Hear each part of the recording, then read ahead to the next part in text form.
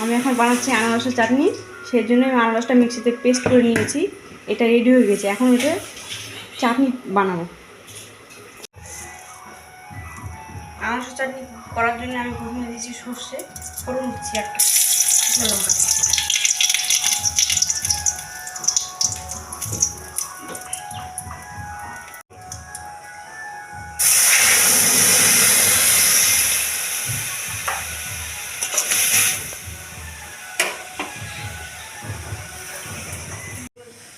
এর মধ্যে আমি লবণ সামান্য দিয়ে দিচ্ছি।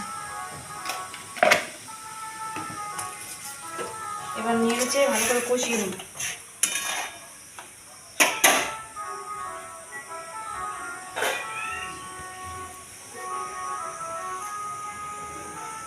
আনারসের রসটা যেহেতু ফোটে, ওর জন্য আমি কিছুক্ষণের জন্য একটু ঢাকা দিয়ে দিচ্ছি। চাটনিটা আমি কষিয়ে নিচ্ছি। এবার আমি চিনি দিয়ে দেবো চাটনিটা।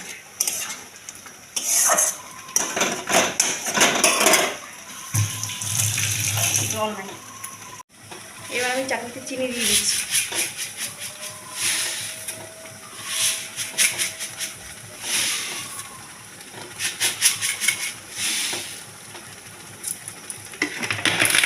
যে যেরকম খাবে সেই রকম পরিমাণের মতো চিনি দিতে হবে।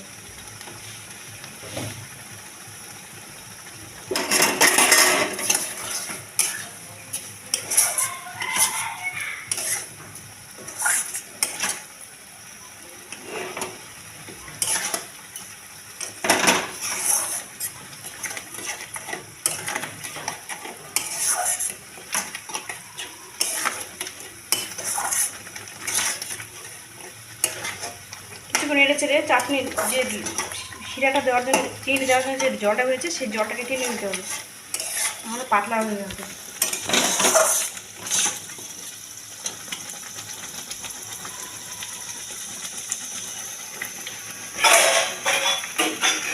কাজু আর কিশমিশগুলো এই আনারসের পেস্টটার মধ্যে দিয়ে দিচ্ছি, দিয়ে ভালো করে কষিয়ে নিই। মনে করো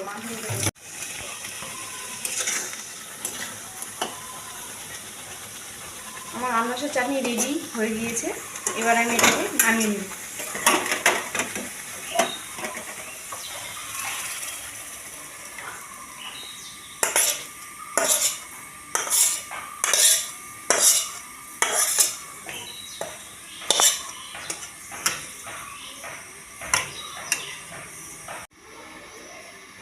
আমার আনারসের চাটনি রেডি হয়ে গিয়েছে।